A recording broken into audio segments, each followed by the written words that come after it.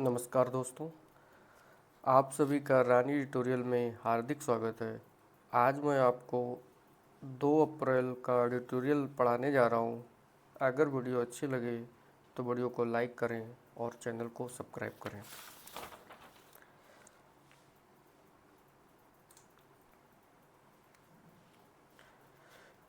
ये है हेडिंग।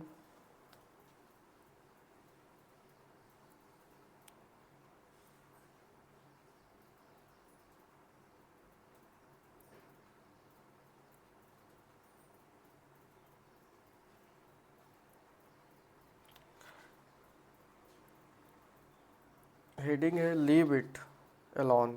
इसको अकेला छोड़ दें। इट मतलब ये ग्रीनलैंड के लिए यूज हुआ है। इसको अकेला छोड़ दें। लीव इम्परेटिव सेंटेंस है। On the status of Greenland, Greenland की स्थिति पर, ये हमारा हेडिंग है। नीचे हम लोग देखते हैं any changes in Greenland status, Greenland की स्थिति में कोई बदलाव must come from the choice of its residents, यहाँ के जो निवासी हैं उनकी पसंद से आना चाहिए।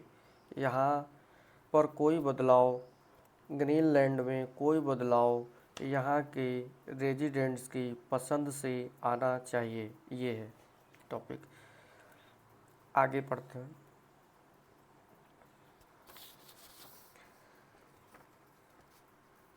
United States vice president JD Vance recent visit to Greenland. United State के जो वाइस प्रेसिडेंट हैं कौन है? जेडी वेंस हैं। की रिसेंट हाल की यात्रा कहाँ पे? ग्रीनलैंड में। अब ये यात्रा के बारे में यहाँ से लेके यहाँ तक कुछ स्पेशल उनकी विशेषता बता रहा है। उसके बाद यहाँ पे इसकी वर्ब आएगी।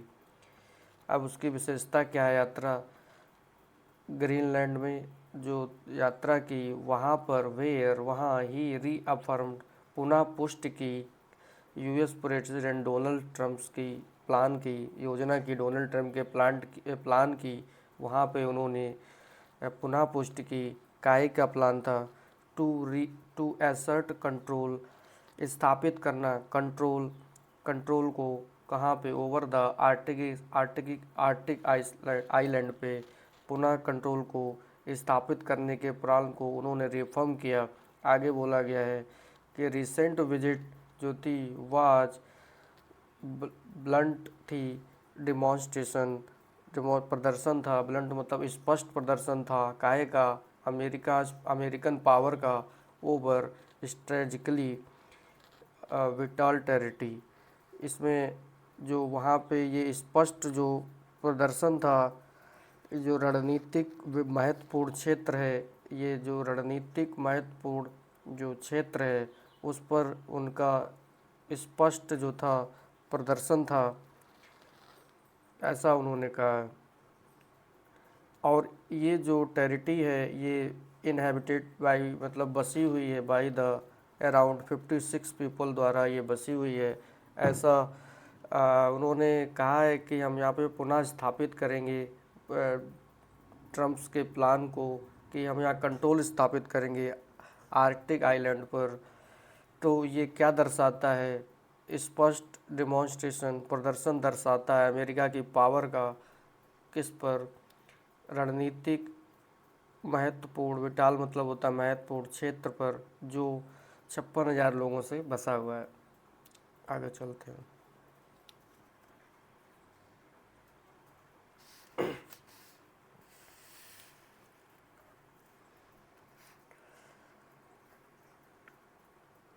द विजिट ड्रू मतलब जताई है। शार्प मतलब तीखी।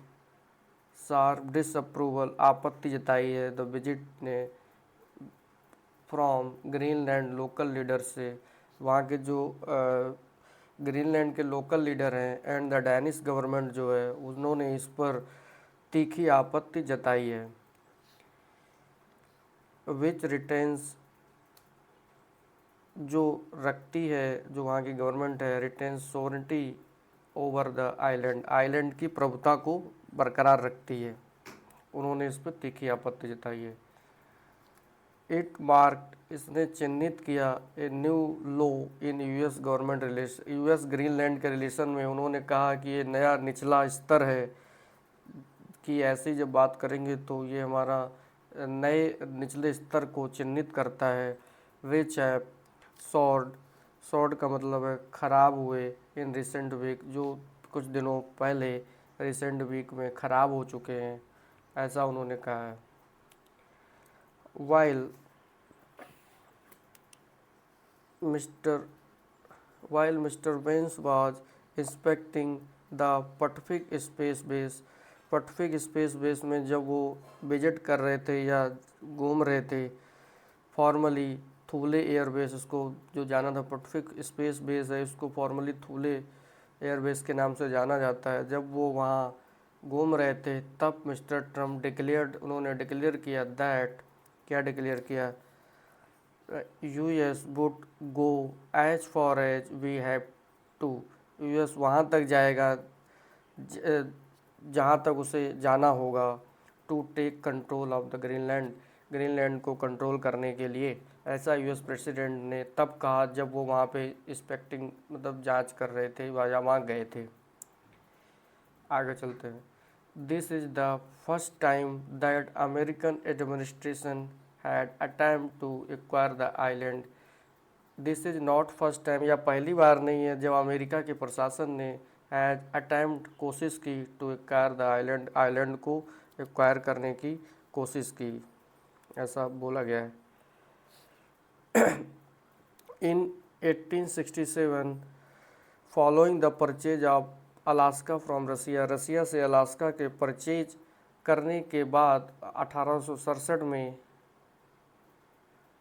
The US held unsuccessful talk with Denmark, America ने डेनमार्क के साथ अनसक्सेसफुल जो टॉक थी कि, जो असफल टॉक जो थी उसके साथ हेल्ड की काहे के लिए की, टू बाय द ग्रीनलैंड, मतलब उन्होंने जो बात करी वो असफल रही, कुछ पैसे का कम ज़्यादा जो भी रहा हो।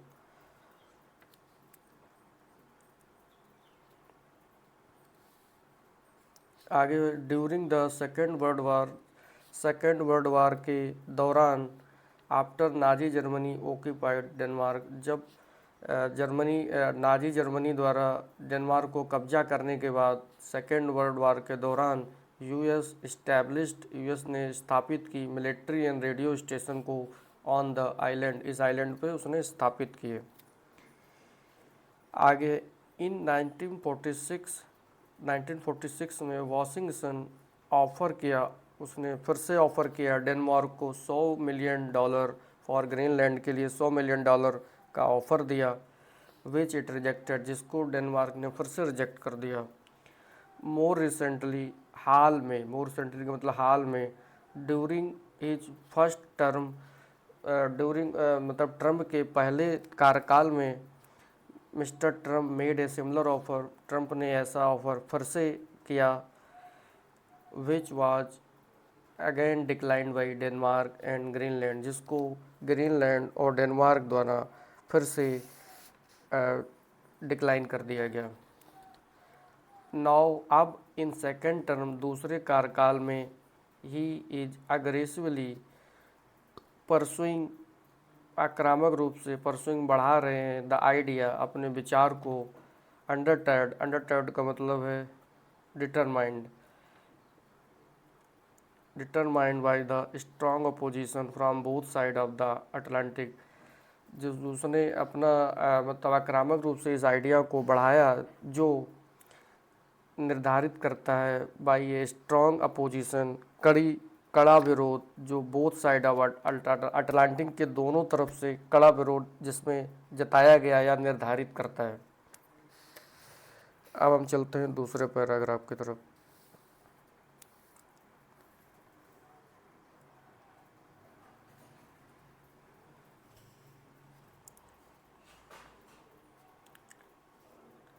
But the Greenland of today is different आज का ग्रीनलैंड है वो कैसा है, डिफरेंट है कहाँ से, from the Greenland of nineteenth के ग्रीनलैंड और even the mid 20th century या 20वीं सदी के मध्य के या 19वीं सदी के ग्रीनलैंड से आज का ग्रीनलैंड डिफरेंट है, अलग है, ये बोला गया। वंस ए डैनिश कॉलोनी, जब एक बार यहाँ पे डेनिस कॉलोनी थी, तो it was for once a Danish colony मतलब ये एक बार डेनिस का कॉलोनी था, और तब इट वाज फॉर्मली का मतलब है औपचारिक रूप से, इनकॉर्पोरेटेड शामिल हो गया, इनटू द किंगडम साम्राज्य ऑफ द डेनमार्क, डेनमार्क के साम्राज्य में औपचारिक रूप से शामिल हो गया। कब शामिल हुआ, जब ये डेनिस कॉलोनी था, इन 1953 में शामिल हो गया। आफ्टर द 1979 रेफरेंडम का मतलब होता है जनमत संग्रह मतलब लोगों की राय जो होती है। After the 1969 referendum it gain autonomy, इसने गेन मतलब मिली, ऑटोनोमी स्वायत्तता इसको मिली है 1979 के रेफरेंडम के बाद, with foreign affairs and defence under Danish control. और इसमें ये था कि फॉरेन जो विदेशी मामले और डिफेंस रक्षा के मामले हैं वो डेनिश के कंट्रोल में ही रहेंगे। जब जो मिल गए जनमत संग्रह से ये चीज़ डिसाइड हुई। सिंस देन, तब से नेशनलिस्ट सेंटिमेंट, राष्ट्रवादी भावना हैज़ ग्रोन, उभरी, तब से राष्ट्रवादी भावना का उदय हुआ या उभरी, ऐसा बोलेंगे, हैज़ ग्रोन उभरी। विद पोल, जिसमें से जो वहाँ का पोल हुआ, जो मतलब वहाँ को कराया गया, इंडिकेट करता है ओवर 80% ऑफ ग्रीनलैंडर्स, जो वहाँ की ग्रीनलैंड की जो जनसंख्या है 80% से इंडिकेट करती है इन सपोर्ट ऑफ फुल इंडिपेंडेंस, पूर्ण स्वतंत्रता की सपोर्ट में वोट किया उन्होंने, ऐसा पोल सजेस्ट करता है।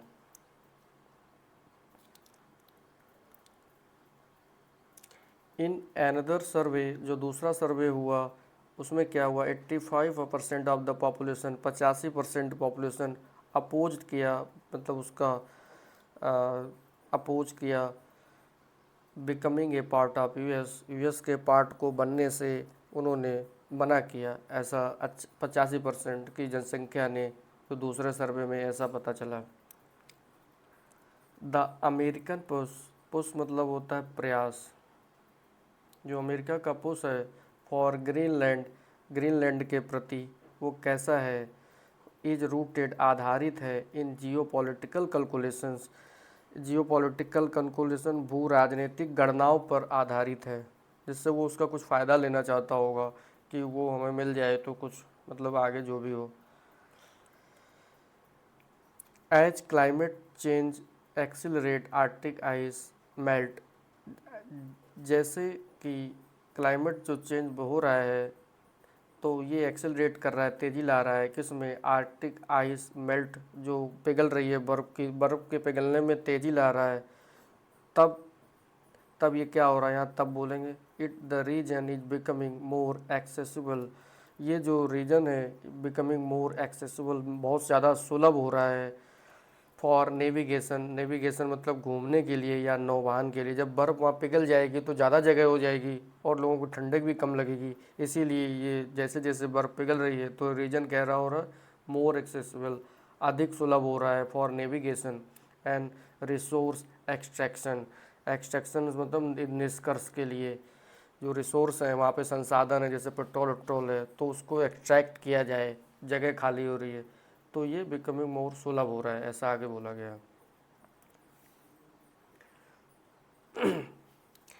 Only 5 countries have direct access to Arctic sea bed का मतलब है समुद्री तल जो है ना उसका, आर्टिक का जो ग्रीनलैंड का है उसमें 5 कंट्री ही हैं जो डायरेक्ट एक्सेस रखती हैं, अपने यहाँ से गई और समुद्र के रास्ता सीधे पहुँच गई। उसमें से क्या है, कनाडा है, रसिया है, नॉर्वे है, डेनमार्क वाया ग्रीनलैंड, जो डेनमार्क है वो ग्रीनलैंड के माध्यम से डायरेक्ट एक्सेस है, एंड यूएस की वाया अलास्का के थ्रू डायरेक्ट एक्सेस है, ऐसा बोला गया।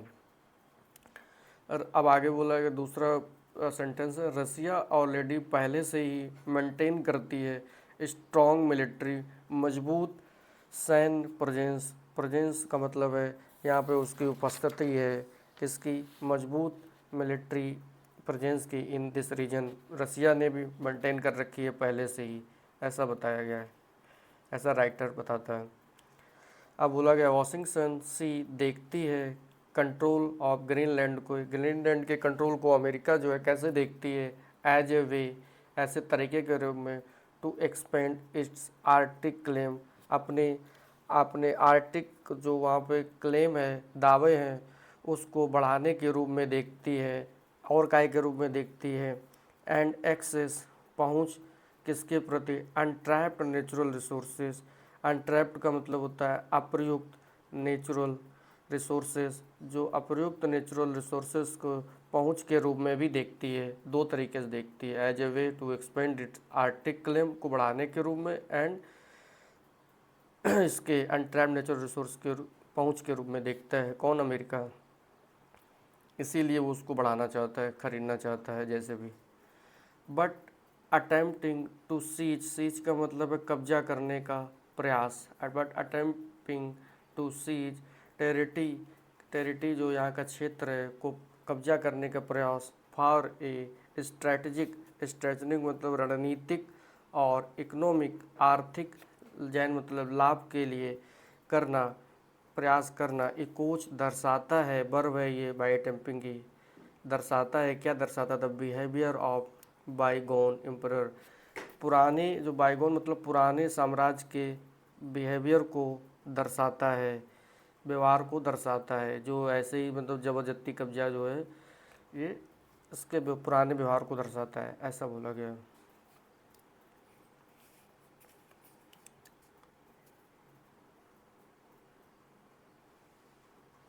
अब आगे है मिस्टर ट्रम्प्स एक्सपेंशनिस्ट एम्बिशन, जो विस्तारवादी जो ट्रम्प की महत्वाकांक्षा है, ये रिस्क कर सकती है किसको, फर्दर अंडरमाइनिंग, आगे और बढ़ाना, कमज़ोर करना, अंडरमाइनिंग मतलब कमज़ोर करने की रिस्क को कर सकता है। क्या था, फ्रैजाइल, फ्रैजाइल का मतलब होता है नाजुक, पोस्ट वॉर इंटरनेशनल ऑर्डर, नाजुक अंतर्राष्ट्रीय व्यवस्था, अंतर्राष्ट्रीय वार के बाद नाजुक जो है वहाँ की अंतर्राष्ट्रीय व्यवस्था को और कमज़ोर कर सकता है, करने की रिस्क पैदा कर सकता है।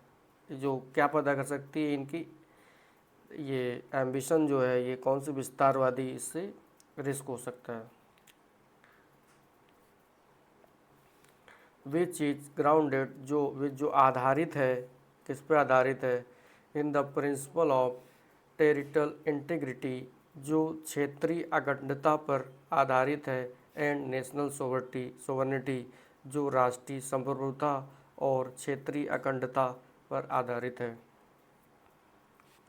आगे है आगे चलते हैं। द यूएस को शुड रिस्पेक्ट करना चाहिए, कहेगा the will of people of Greenland, Greenland के लोगों की विल मतलब होता है इच्छा का रिस्पेक्ट करना चाहिए। Any change in the island status, यहाँ की आइलैंड की स्थिति में कोई भी बदलाव मस्ट कम आना चाहिए, through the democratic choice, democratic लोकतांत्रिक पसंद के माध्यम से ही आना चाहिए, ऑफ काय किनकी, ऑफ इट्स रेजिडेंट, यहाँ के जो निवासी हैं उनकी राजनीतिक लोकतांत्रिक पसंद के माध्यम से आना चाहिए। एंड नॉट थ्रू, और नहीं किसके थ्रू, एक्सटर्नल बाहरी प्रेशर, बाहरी दबाव, और जियोपॉलिटिकल गेम्समैनशिप, जियोपॉलिटिकल मतलब भू राजनीतिक चाल, गेम्समैनशिप का मतलब है चाल, के माध्यम से, बाहरी प्रेशर और भू राजनीतिक चाल के माध्यम से नहीं आना चाहिए, ऐसा राइटर ने बोला है। Thanks for watching.